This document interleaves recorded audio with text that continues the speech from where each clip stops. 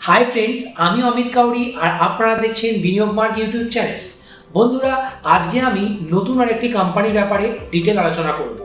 আর এই কোম্পানিটি যেই সেক্টর থেকে বিলং করছে সেই সেক্টরটিও আমরা দেখছি একটি টেলউইন্ডের মধ্য দিয়ে যাচ্ছে। এই সেক্টরটির নাম কি? এটি হচ্ছে হেলথ কেয়ার ইন্ডাস্ট্রি সেক্টর। আর এই হেলথ কেয়ার ইন্ডাস্ট্রি ভারতেরই শুধুমাত্র নয়, বিভিন্ন ডেভেলপড নেশন, তার মধ্যে উল্লেখযোগ্য জাপান, আমেরিকাতে এর কিন্তু অনেক বেশি ফাস্ট গ্রো করছে।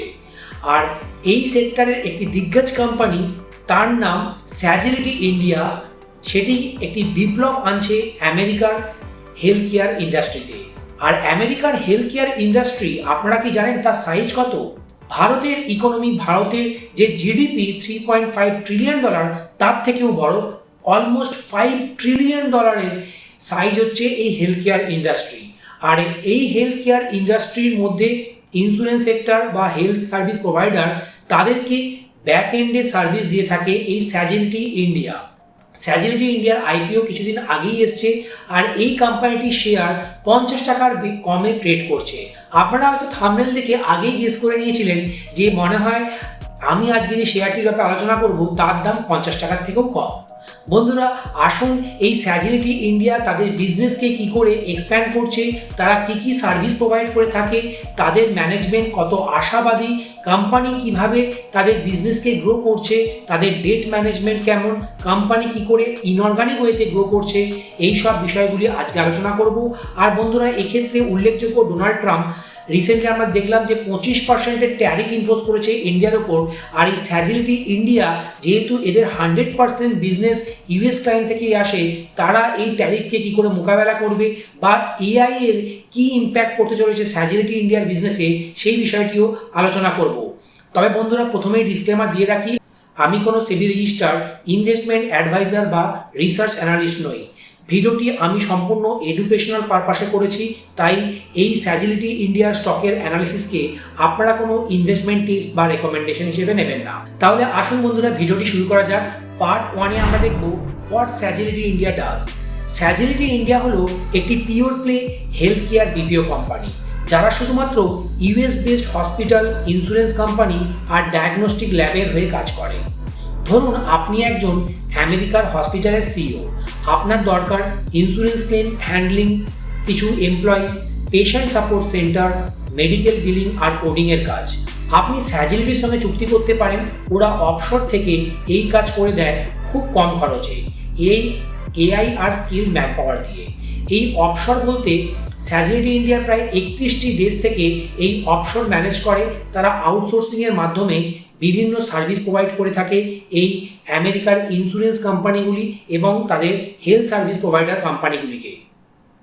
এরা কী কী সার্ভিস অফার করে থাকে? Claims management, member support call সেন্টারের মাধ্যমে দিয়ে থাকে, medical coding and compliance, revenue cycle management, AI in clinical operation.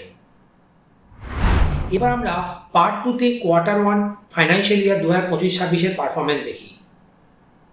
প্রথম কোয়ার্টার কেমন হলো? এরা রেভিনিউ গ্রো করেছে প্রায় 25.8%, কনস্ট্যান্ট কারেন্সি গ্রোথে 23%, অর্গানিক গ্রোথ হয়েছে প্রায় 18%। প্রফিট আর মার্জিন যদি দেখি, এবিটডা গ্রো করেছে 26.5%, প্যাট গ্রো করেছে অলমোস্ট 38%। এক্ষেত্রে তাদের অপারেশনাল এক্সেলেন্স যেহেতু খুবই ভালো, সেই জন্য এদের রেভিনিউয়ের থেকে এদের প্রফিট বেশি গ্রো করছে। এবিটডা মার্জিন 24%, যেটি খুবই হেলদি, প্যাট মার্জিন 13%। ক্লায়েন্ট দেখুন, কোম্পানির active client almost 77, head count প্রায় 40,000-এর কাছাকাছি। 4টা নতুন ক্লায়েন্ট তারা অনবোর্ড করেছে এই কোয়ার্টারে। এবার আমরা পার্ট 3-তে দেখি হোয়াটস ফুয়েলিং দ্য গ্রোথ। এই গ্রোথের পেছনে কী কী ট্রিগার আসছে। স্যাজিলিটির গ্রোথের পেছনে এআই আর হেলথ কেয়ার ডোমেন এক্সপার্টাইজ আছে। ওদের এআই ইউজ কেসেস কী কী আছে? Appeal assist, medical appeal letter বানায় এআই দিয়ে। নার্স অ্যাসিস্ট, মেডিকেল রেকর্ড পড়া অটোমেট করে। Engagement audit, voice and chat QA automate করে। Already deployed 18 AI cases across 8 client, আরও 15টি এদের আন্ডার ডেভেলপমেন্ট আছে। তার মানে এআই যে রেভলিউশন চলছে, স্যাজিলিটি ইন্ডিয়া অলরেডি এআই টেকনোলজিকে অ্যাডাপ্ট করে নিয়েছে।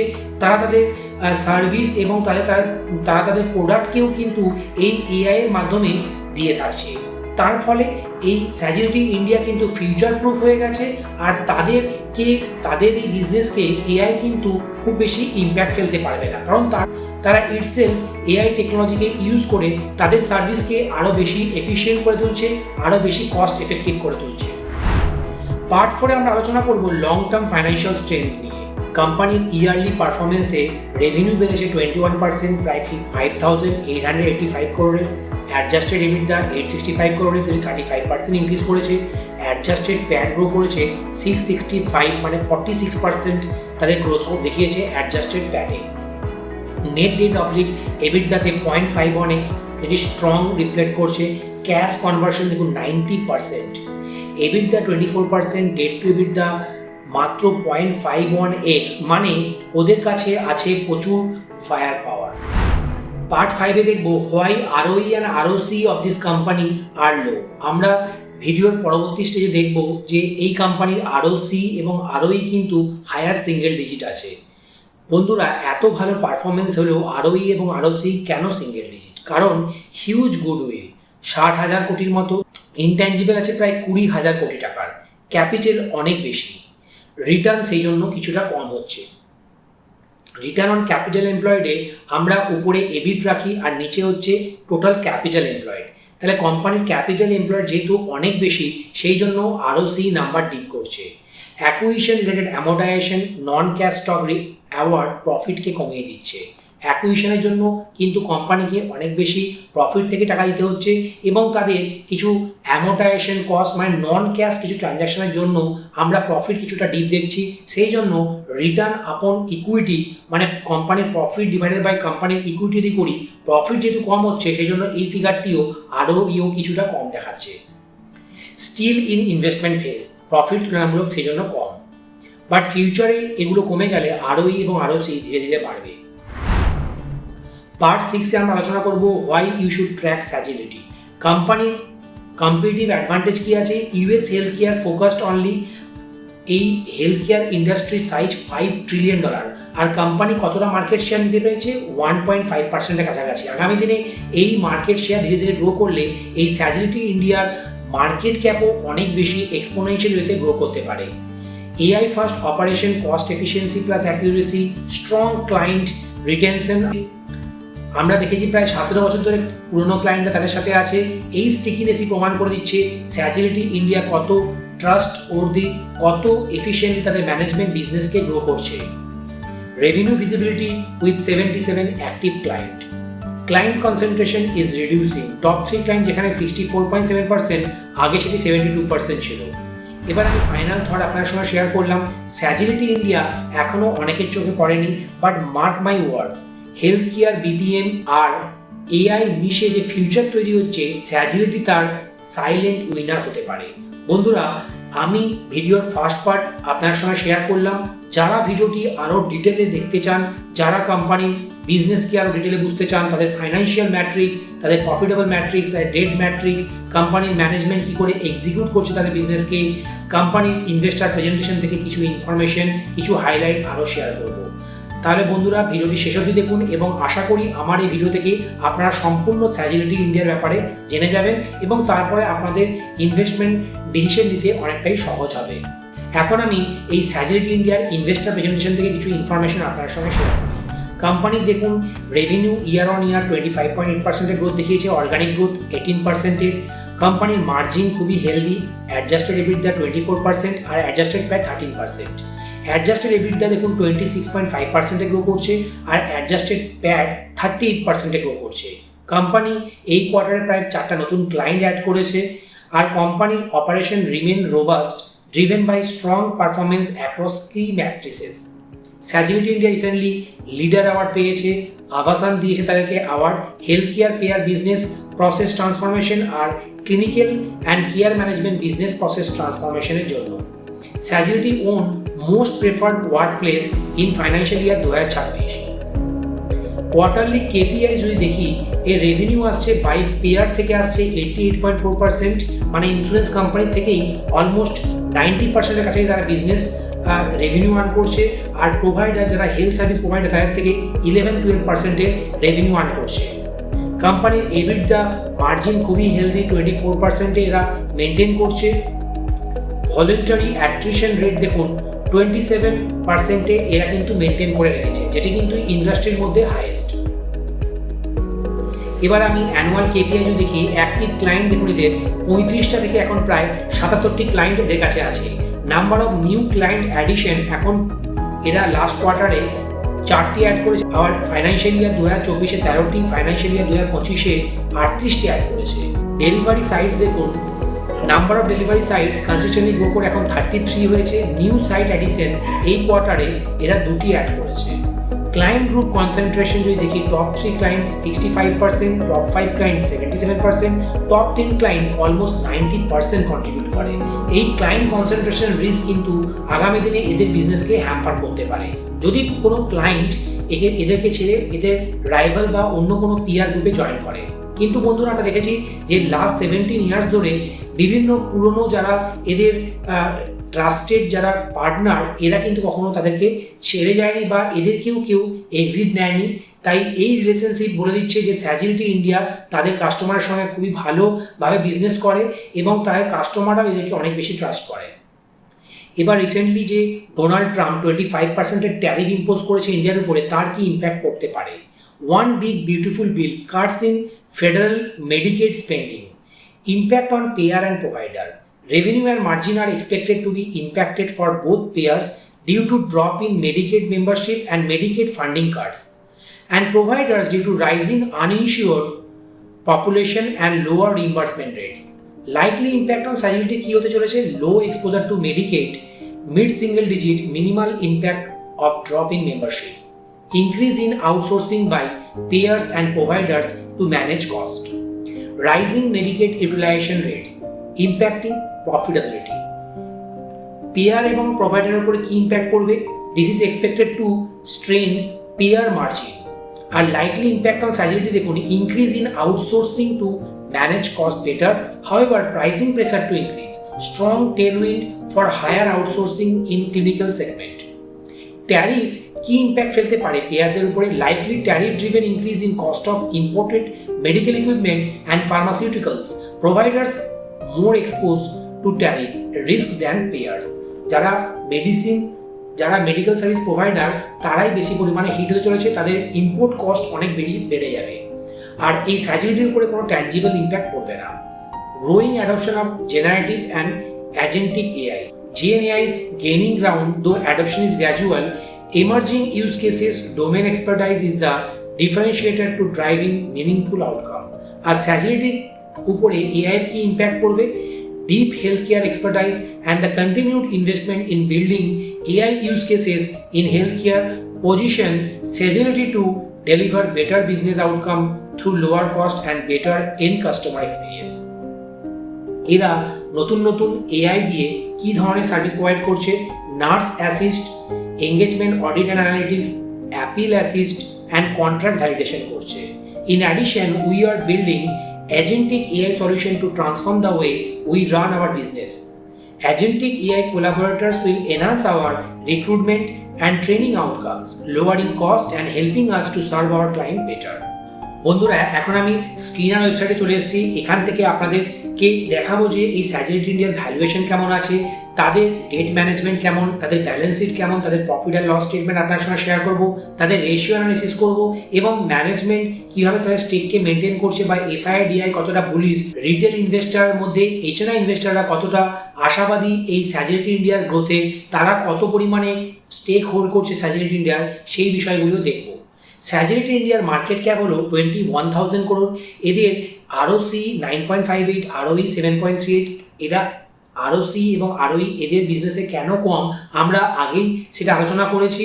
আর এই আরওসি এবং ROE কিন্তু ধীরে ধীরে ইমপ্রুভ করবে। কোম্পানির প্রফিটেবল ম্যাট্রিক্স যত বাড়বে, কোম্পানি যত বেশি প্রফিট জেনারেট করবে, কোম্পানির ইকুইটি বেস যত কমতে থাকবে, আগামীতে দেখবো যে এই রিটার্ন রেশিওগুলো অনেক বেশি হাই নাম্বার শো করবে। কোম্পানির স্টক পি 31.6, যেখানে ইন্ডাস্ট্রি পি 32। পেগ রেশিও খুবই কম 0.11, লেস দ্যান 1 হলে খুবই ভালো হয়। সেই জন্য এর পেগ রেশিও বলে দিচ্ছে কোম্পানি এখন ফেয়ার ভ্যালুয়েশনে ট্রেড করছে। কোম্পানির price to sales 3.57, price to ইভি/EBITDA 14.8%, প্লেজ পার্সেন্টেজ 0। আর আমরা আগেই দেখেছি কোম্পানি কত পরিমাণে ক্যাশ জেনারেট করছে প্রফিট থেকে, প্রায় 90%-এর কাছাকাছি এরা কিন্তু কনভার্ট করতে পারছে প্রফিট থেকে ক্যাশে। এবার আমি কোম্পানির পিই রেশিও দেখুন, এর পিই রেশিও হিস্টোরিক্যালি লাস্ট 1 ইয়ার যদি দেখি 77.9, এখন এটা অনেকটাই কমে গেছে, প্রায় হাফ হয়ে গেছে এর প্রাইস টু আর্নিং মাল্টিপল। সেই জন্য কিন্তু এখন কিন্তু অ্যালোকেশন করা যেতেই পারে। তবে বন্ধুরা এটি কোনো রেকমেন্ডেশন হিসেবে নেবেন না। আচ্ছা, এক্ষেত্রে আমি এর প্রাইস টু সেলস যদি দেখি, প্রাইস টু সেলস দেখুন 5.3 থেকে এখন প্রায় 3.6-এ হয়ে গেছে। কোম্পানির অপারেটিং প্রফিট মার্জিন খুবই হেলদি, এর দেখুন ওপিএম প্রায় 23% আর নেট প্রফিট মার্জিন প্রায় 10%-এর কাছাকাছি। আর এই পিআর কম্পারিজন যদি দেখি, ইনফরমেশন টেকনোলজি সেক্টরের মধ্যে কিন্তু কমের দিকেই আছে এর প্রাইস টু আর্নিং মাল্টিপল, আর পেগ রেশিও দেখেন এক্ষেত্রে লোয়েস্ট।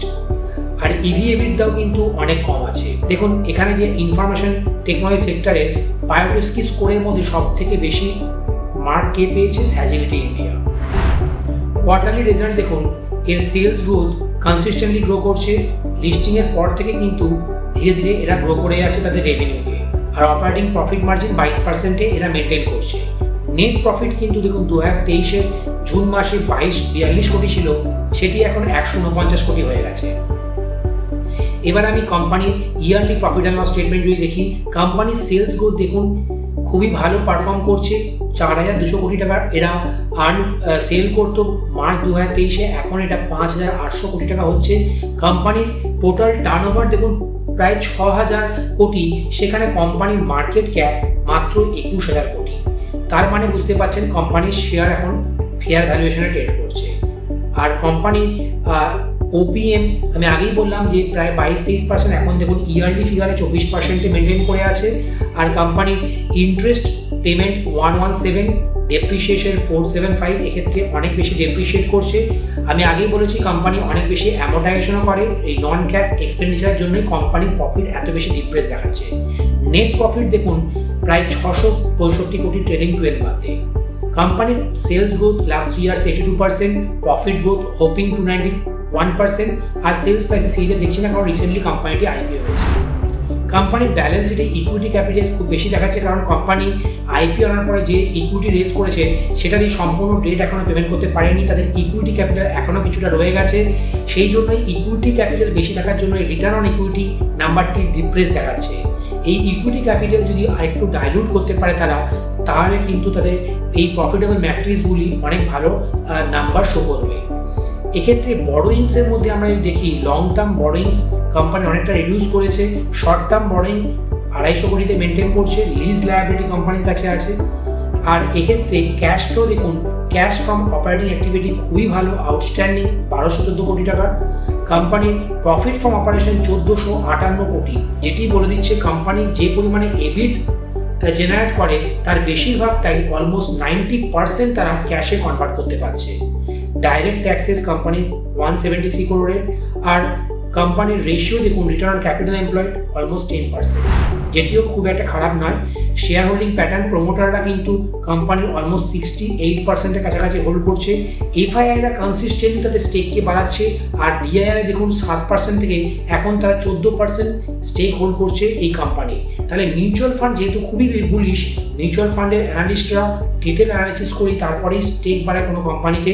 তাই আমার মনে হয় এই স্যাজিলিটি ইন্ডিয়া স্টক আপনারা মিড টু লং টার্মে ইনভেস্ট করতে পারেন। আর আমার ধারণা এই স্যাজিলিটি ইন্ডিয়ার মতো স্টক যদি 50 টাকার কমেও ট্রেড করছে, এই স্টক থেকে মাল্টি ব্যাগার রিটার্ন জেনারেট করাও অসম্ভব কিছু হবে না। কিন্তু বন্ধুরা আপনাদেরকে 3 থেকে 5 বছর সময় অ্যাটলিস্ট দিতে হবে। তার মধ্যে কোম্পানি ম্যানেজমেন্ট যদি তার বিজনেসকে র্যাপিড ওয়েতে এক্সপ্যান্ড করতে পারে, সেক্ষেত্রে এই কোম্পানির স্টক 5 ব্যাগার, 10 ব্যাগার, 20 ব্যাগার হয়ে যেতে পারে। বন্ধুরা আজকের ভিডিওটি আপনাদের কেমন লাগলো আপনারা কমেন্টে জানান। আমাদের ভিডিওটি আপনাদের ভালো লাগলে ভিডিওটিকে লাইক করুন, বন্ধুদের সাথে শেয়ার করতে ভুলবেন না, এবং কমেন্টে জানান আপনারা নতুন কী ধরনের ভিডিও আরও দেখতে চান। আর এই ভিডিওর উপরে কোনো ফিডব্যাক থাকলে সেটিও জানাবেন। বন্ধুরা আজকের ভিডিওটি আমি এখানেই শেষ করলাম, আবার দেখা হবে পরের ভিডিওতে। নমস্কার, জয় হিন্দ।